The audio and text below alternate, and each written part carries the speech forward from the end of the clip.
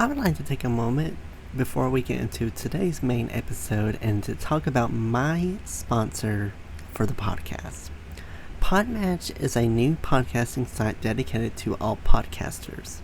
The platform helps hosts get connected with potential guests to appear on their show, as well as allow guests to find podcasts that will give them a chance to share their story.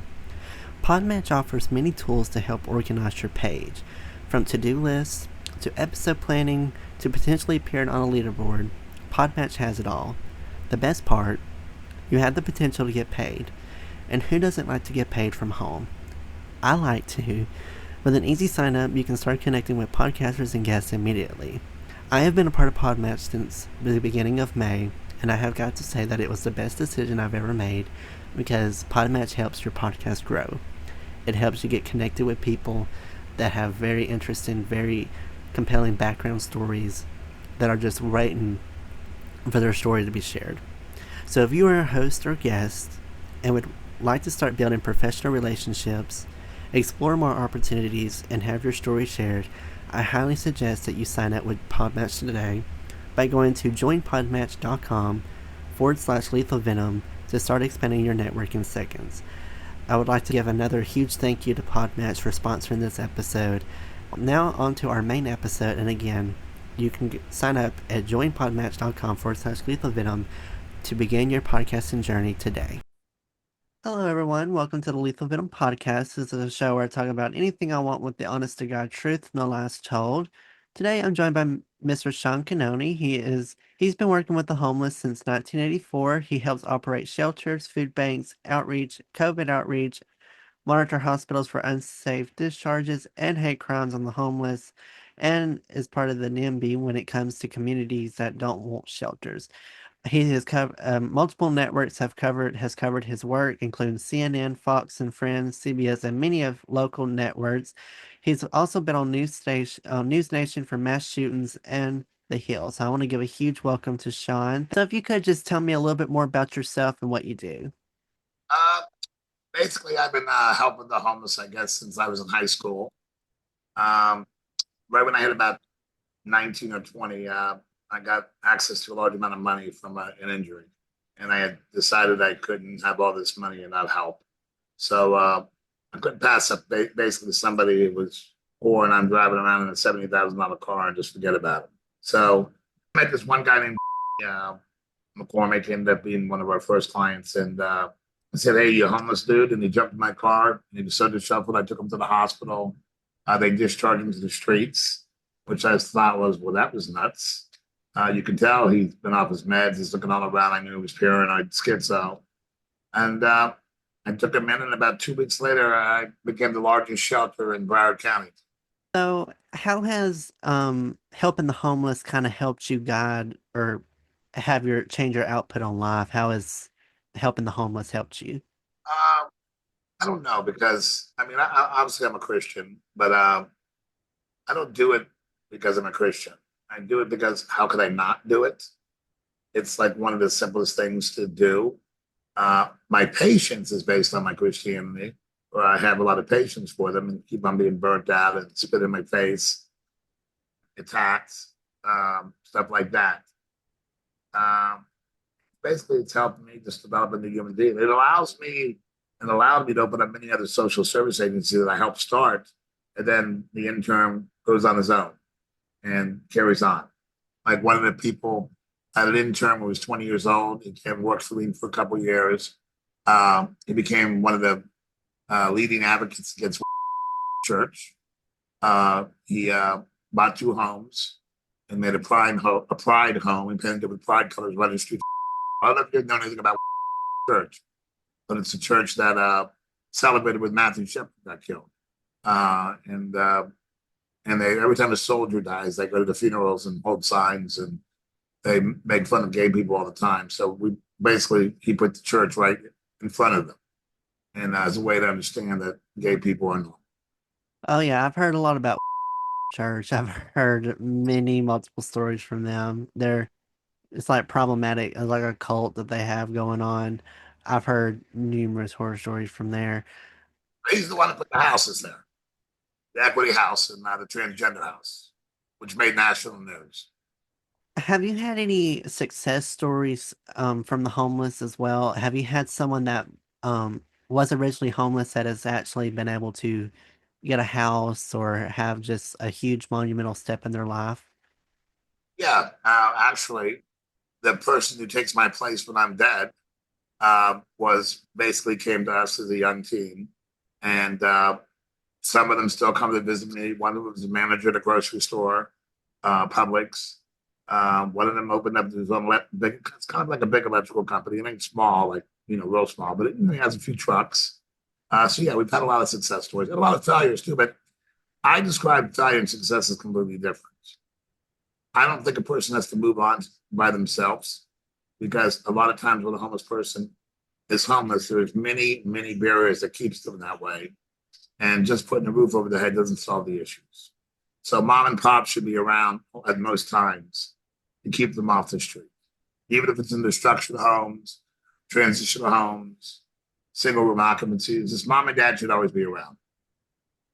It's such a messed up question to ask, but a lot of people unfortunately do pretend to be homeless and have and they've made it to where people just don't want to help homeless people anymore because now it's more of a thing of, well, are they actually homeless? Are they pretending to be homeless? Is there a way that you can determine and make judgment of who is actually homeless and who's just doing it just to get money? So when you see those panhandlers on the side of the road, they got nice shoes.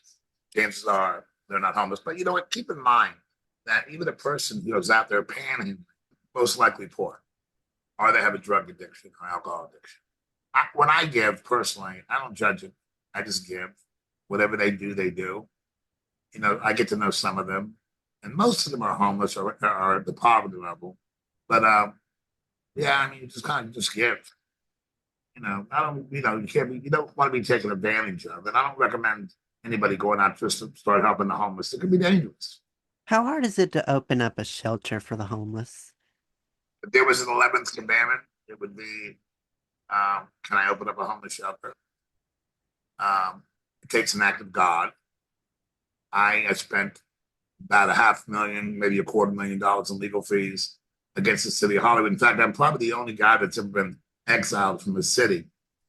Hollywood didn't want us so bad, they ended up paying us $5 million to get us out of Hollywood. So they bought all our buildings because they didn't want them downtown. And I opened up, like I said, no ounce of planning, where the city utilized our services for 5 years as the number one provider. But as soon as they found out where we were located in the city, like the administrators, they came after us with everything. So we had to add court orders, keeping them away, and stuff like that. And the police use us all the time, dropping off the homeless. Compared to when you first started helping the homeless back in 1984, has there been a huge increase or decrease in homeless rates? Is it worse now than it was back then, or has it stayed the same? It's gotten worse. I don't tell you it's gotten better. The government will say it's gotten better. We used to count them differently. Now, when they do a count, I think before, for every homeless person you found, you multiply it times 5 or 3. Now you have to find the person to count them because you can't find everybody. So HUD came up with their own definition. Why is it people are so afraid of the homeless? Stereotyping. Most of them are, I'd say 90% of them are nonviolent. You have maybe 5% that are hoodlums that choose to be homeless, but they're hoodlums. 5% that maybe are very functional, but a lot of them are so dysfunctional and so disheveled when they smell, obviously, because they're not taking showers, makes people afraid of them. And, reality, with this NIMBY, not in my backyard, these people in cities amaze me. Sometimes you wonder how they even, I'll start with the president in Washington. What is he going to do? He's going to get the homeless out of Washington. What's he going to do with them? I mean, there's not enough beds. There's no plan. And I don't think we should be going to the place where the most holy place for our political side should be Washington, D.C. So if there are people that are homeless sleeping on the streets, that's probably where they should be sleeping. So everybody sees it and the politicians see it. Uh, but to just look, America's changed. This is face the facts. We're going backwards. We're classifying people. We don't like the way they look. Uh, our veterans, they want to support the veterans. I don't know if I can cuss, but I'll say it like this. Fuck no, they don't want to support the veterans. They want to support them when it looks good for them. But so many homeless people are veterans. And it's amazing how many veterans voted for Trump. And I thank Trump and I'll bow down to him for the COVID vaccine. You know, I was a big player in COVID. And like I said, I bow down to him and kiss his feet because we needed a businessman. So I'm not always saying he's bad, but he got those vaccines out super fast. Now they're reversing it, obviously. Um, we're going backwards, and it's only going to get worse. We can't say to somebody, we're going to move you because you're homeless. But that makes no sense. But we're going to start violating the rights and start locking them up because they may be out of touch with society. As long as they're not harming themselves or others, there should be no reason why they're locked up. And you know what? If a veteran's peeing on the side of the road, so be it. So freaking be it. He can pee in a foxhole, he can pee on the side of the road. The social do networks pay less attention to homeless? How frequently are stories made to the public about the homeless and how they can help, or are they really overshadowed? Well, one of these trick questions. You want to have enough beds, obviously, but you don't want to have too many beds. Because if you have too many beds, some people will become homeless automatically. So, oh, why work? I'm just going to go to a shelter and live comfortable. So it's a mix of what you're supposed to do. You need emergency shelters. You need fentanyl treatment, opioid addiction done on the street. There's not enough detox beds. And if anybody addicted to opiates, we look at those opiate heads and we say, oh my God, they're just drug addicts. Well, we made them that way. The doctors who are now judging them in the emergency room is the ones who made them addicted to Oxycontin. And if we treat substance abuse on the street, we may not need to send everybody to a $4,000 a day detox center. So you can actually pass out Suboxone on the street. Meet that guy every day at a certain time. If that guy's coming back to get the Suboxone, he wants to stay clean. Then once he's clean for a few days and get his head in gear and say, hey, I want to be clean now, I like it. You can't treat him while he's high. Like think he's going to get better. You got to get him clean. And you're only going to do that by giving him like Suboxone or something like that. It's painful. I was on opiates since 1984. I had many surgeries. Um, I wasn't addicted to it as far as my head, but I was chemically addicted to the substance. But I had money. So for me to get off the pills was easy. I didn't have to go through that big, long process. I didn't do it to get high. But when I went to the detox facility, they treated me like shit. And I'm like, whoa, I came here. I'm like, this is why people are addicted to pills. I wouldn't want to come here. I left first day, I called my doctor, met me at home. I think I took methadone for 3 or 4 days. Unlike the methadone clinics that keep you coming and coming. So it was easy for me. And again, I didn't smoke pot till I was 52. I wanted to see if pot would help with pain, which I didn't like it. So I stopped it right away. So I got a pot card and said this. I couldn't function in my head. So I don't know. I mean, yeah, America's fucked up right now. It's only going to get worse. And if we continue to allow these things to continue, it's going to be bad. I've always seen, and it's a huge question a lot of people have, and it's also a question I have always wondered too, and it's kind of controversial, but you see a lot of homeless on the streets have pets. And everyone's like, well, if they're not able to take care of themselves, what makes them think that they can take care of a pet, like a dog, cat, whatever their pet is? Is there a reason to why pets are kind of, is there like a secret message that homeless have against pets that we just are not aware of or generally taught about? Sure, a lot of old people get pets because they're lonely. So homeless people are lonely too. So having a pet helps them out, and they take care of it. There's a lot of vets that go around, make sure they have their shots. We were the only shop that I knew of that took the homeless and pets. A lot of the shelters went live, but now that they changed the law on service dogs, some of them are letting them bring their pets, some of them aren't.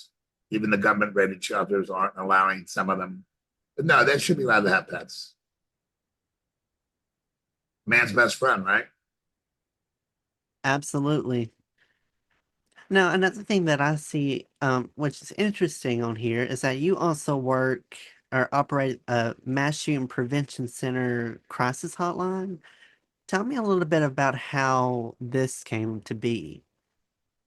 I've always been a man who looked at a problem and tried to figure out what could be done, fix the problem. Uh, I got sick and tired of seeing moms and dads crying on TV. Uh, it was horrible, and obviously something needed to be done.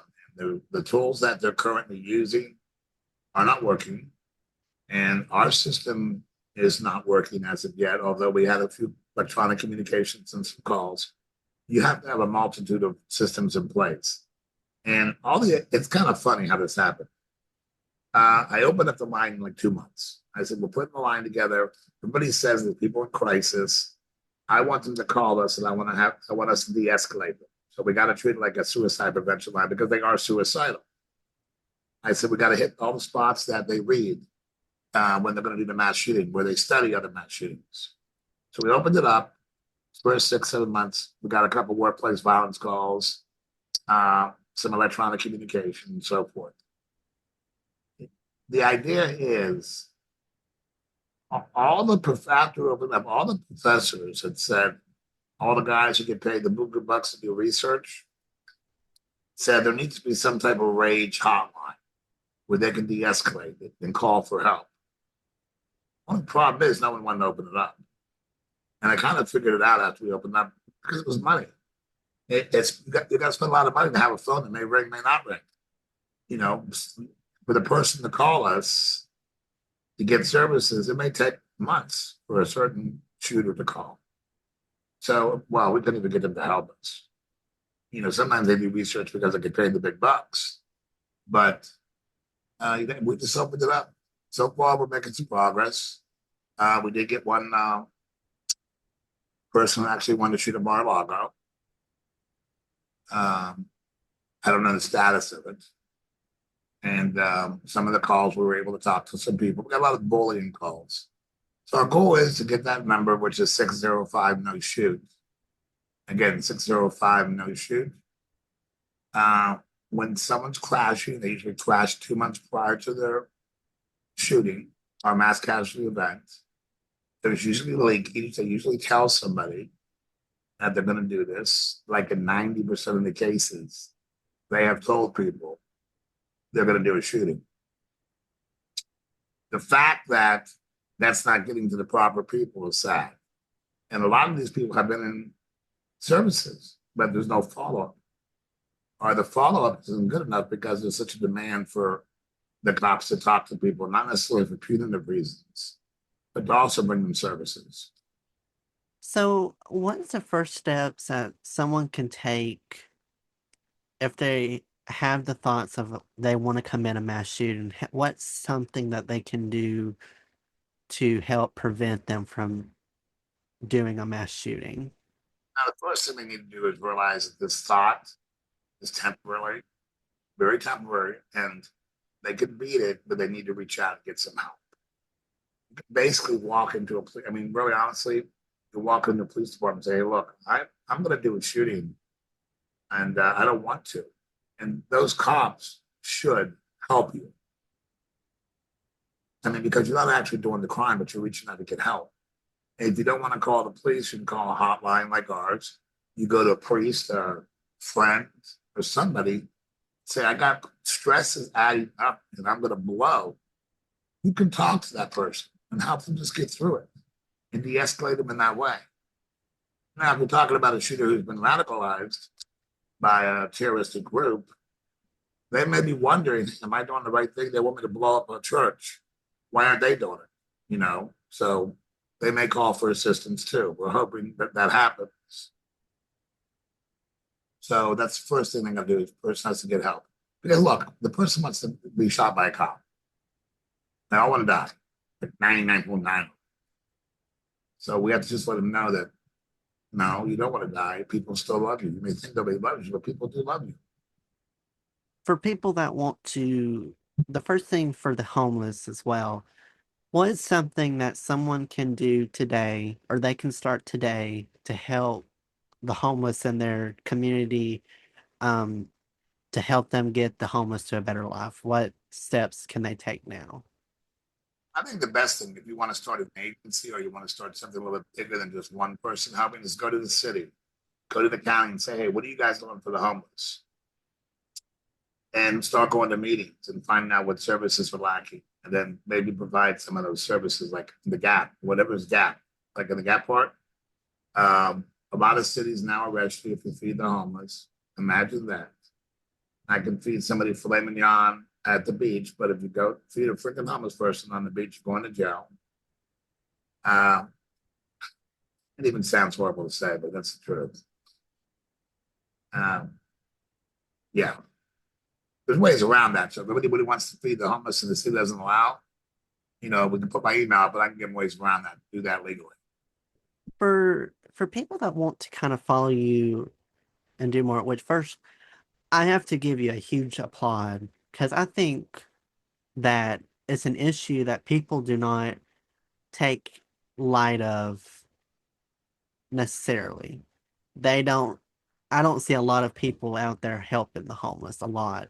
So I think for you to take forth and being kind of the spokesperson for it and be vocal about it and be supportive for them, I think it's really helpful. And especially with how life is now, like you said, our government systems in America is all fucked up. Everything's just so messed up. And just having your way of helpfulness and having your advocacy to help just taking care of this problem is a good step. And it's something that people need to take with a grain of salt and they need to start today and help. So I applaud you a lot for that because I know a lot of people would not do what you're doing. Thanks, but it's really an easy job. It's not that difficult. Anybody can try to help. So I see on your website that you have a website that's called it's called the homelessvoice.org. Tell me a little bit more about your website. That's our newspaper. We're actually in the media. We've done shows, we've done newspaper, we've done radio. We used to have a People's Voice show for addicts. Our newspaper used to be the largest in the country, but since did our shelters scattered, we lost some circulation. Um, that newspaper is sold by the homeless in lieu of panhandle. So they can be out on the streets. Somebody gives them $1 or $5 to give them a newspaper. So it's an alternative to panhandle. It's written by homeless people, produced by homeless people, sold by homeless people. Do y'all still do the newspaper around stories still now? All our reporters are homeless, except one. He was actually the intern of one of our projects. He's the editor of the paper now. Well, that is awesome, and I highly recommend people go check out the newspaper as well and check his story out. What's your social media platforms so people can learn more about what you're doing and just kind of keep updates about what your advocacy for the homeless? Let's see. I got my own, local Facebook page under my name. I got a personal TikTok under my name. Then I got 605 No Shoot on TikTok. That's the one we're actually hitting heavy now. That's where we want people to call and spread the number. I'm on Instagram with my name.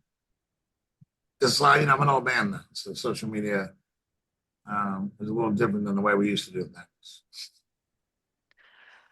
Well, Sean, I appreciate you so much for joining me and coming on today and sharing something that I think is really important.